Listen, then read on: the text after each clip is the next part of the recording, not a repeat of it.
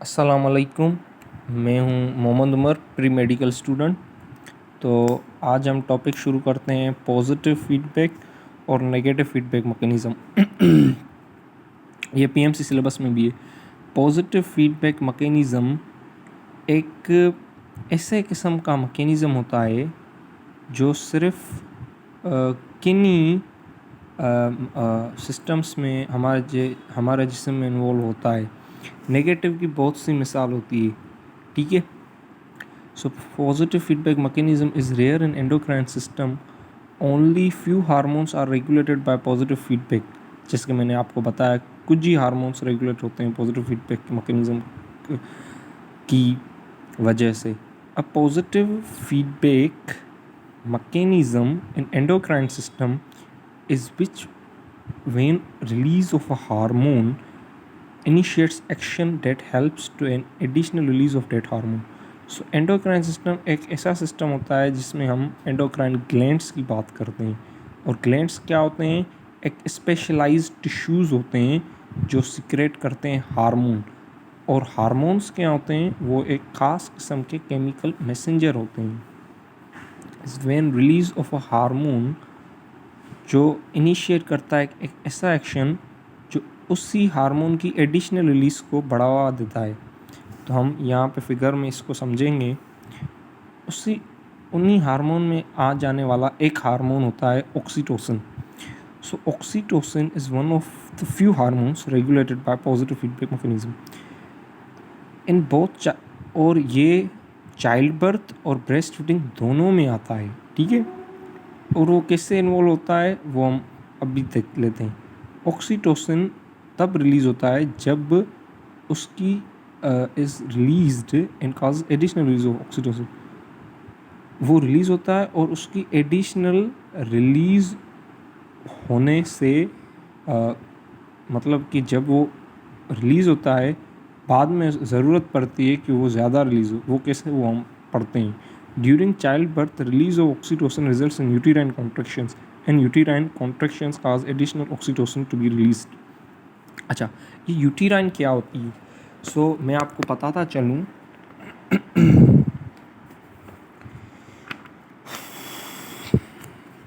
तो ये रिप्रोडक्शन के चैप्टर में फीमेल रिप्रोडक्टिव पार्ट्स होते हैं। तो यहाँ पे आप ये स्ट्रक्चर देख सकते हैं, ये है यूटीरस, ठीक है।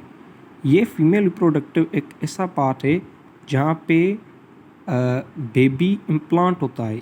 यहाँ पे बेबी अपनी डेवलपमेंट करता है। फर्टिलाइजेशन के बाद यहाँ पे वो एक मैच्योर बेबी में कन्वर्ट होता है। तो इस पार्ट की बात की जा रही है। तो जब baby during child birth release oxytocin result in uterine contraction.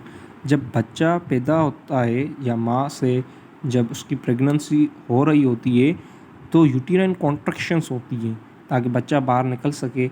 और यूटेराइन कॉन्ट्रैक्शंस चाइल्ड बर्थ के दौरान रिलीज़ कराती है। मतलब ऑक्सीटोसिन का वहाँ पे ये काम होता है कि वो यूटेराइन कॉन्ट्रैक्शंस करवाएं। और यूटेराइन कॉन्ट्रैक्शंस जो एक्शन है वो इनिशिएट करता है या लीड करके जाता है एक एडिशनल रिलीज उसी हार्मोन की। यानी जो हार्मोन वो फंक्शन कर रहा है ना, जो एक्शन कर रहा है यहाँ पे ऑक्सीटोसिन क्या कर रहा है? यूटेराइन की कॉन्ट्रैक्शन। तो वो उसी हार्मोन को एडिशनल रिलीज करवाने पे मजबूर करेगा, cause additional oxytocin to be release. और वो क्या करेगा? एडिशनल रिलीज क्या करेगा? फिर से यूटेराइन कॉन्ट्रैक्शन करवाएगा। उससे क्या होता है? उसकी एडिशनल या उसके पॉजिटिव इसी मैकेनिज्म को हम पॉजिटिव फीडबैक मैकेनिज्म कहते हैं। इसी मैकेनिज्म की वजह से वो एक्शन कंप्लीट हो सकता है। और एक और दूसरी मिसाल आप देख लें, बुक में है ड्यूरिंग ब्रेस्ट फीडिंग। जब माँ अपने बच्चे को ब्रेस्ट फीडिंग करवाती है और उसका पाथवे हमारे बुक में लिखा हुआ है। ब्रेस्ट फीडिंग के दौरान ऑक्सीटोसिन रिलीज़ होती है जो मदर से मिल्क की इंजेक्शन करवाती है ताकि मदर के ब्रेस्ट से बच्चा ब्रेस्ट फीडिंग कर सके। और ये मिल्क इंजेक्शन यानी मैं आपको दिखा भी देता हूँ मिल्क इंजेक्शन किस तरह से होती है। या एक हार्मोन होता है बेसिकली, उसको कहते हैं प्रोलैक्टिन। ये मेमरी अल्वुलाई में उनकी ग्रोथ करवाता है ताकि यहाँ से मिल्क की प्रोडक्शन हो। मिल्क की प्रोडक्शन करवाना प्रोलैक्टिन का काम है, मिल्क की रिलीज़ करवाना ऑक्सीटोसिन का काम है।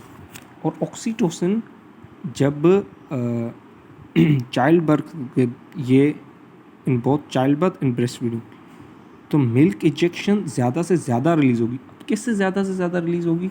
वो इससे कि बच्चा जब सकलिंग करेगा, यानी वो अपनी माँ के ब्रेस्ट से जब मिल्क निकालने की कोशिश करेगा, तो ये एक स्टिमुलस है।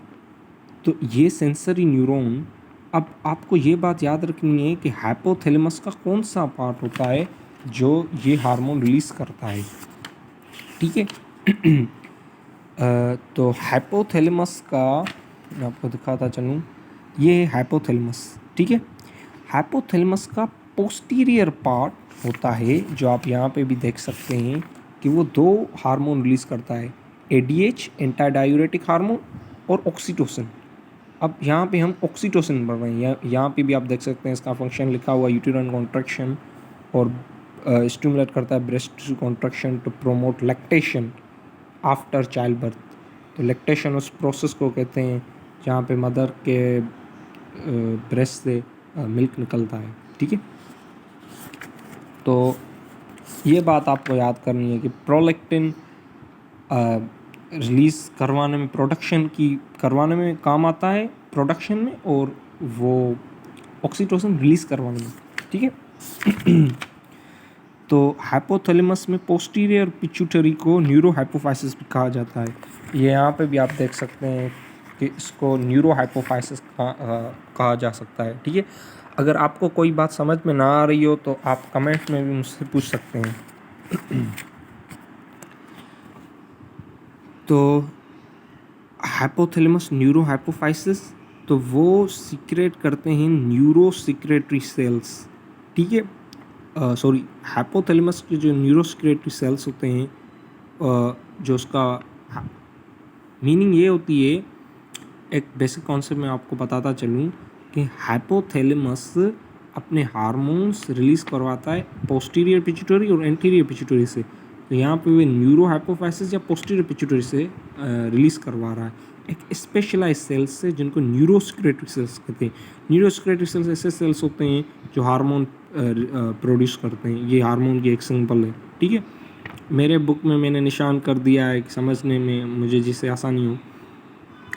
तो ये हार्मोन्स मैंने आपको पहले बताया था कि हार्मोन्स ब्लड वेसल में होते हैं, मेरे पहले लेक्चर में, ठीक है। तो वो एक ख़ास किस्म के टारगेट सेल्स को, तो जो टारगेट सेल्स होते हैं, जो एक ख़ास किस्म के सेल्स होते हैं जो रिसीव करते हैं रिसेप्टर्स, ऐसे ख़ास किस्म के सेल्स होते हैं जो हार्मोन को रिस्पॉन्ड करते हैं या उसका जवाब देते हैं। तो वो स्मूथ मसल्स होते हैं ब्रेस्ट में, ठीक है। तो वो रिस्पॉन्ड देते हैं और मिल्क रिलीज़ होता है या उसकी इजेक्शन होती है। इजेक्शन की यहाँ पे ये मीनिंग है, रिलीज़ या इजेक्शन, ठीक है। तो वो रिस्पॉन्स पॉजिटिव फीडबैक करता है। यहाँ पे सिंबल भी बनी हुई है, आप देख सकते हैं, पॉजिटिव, ठीक है।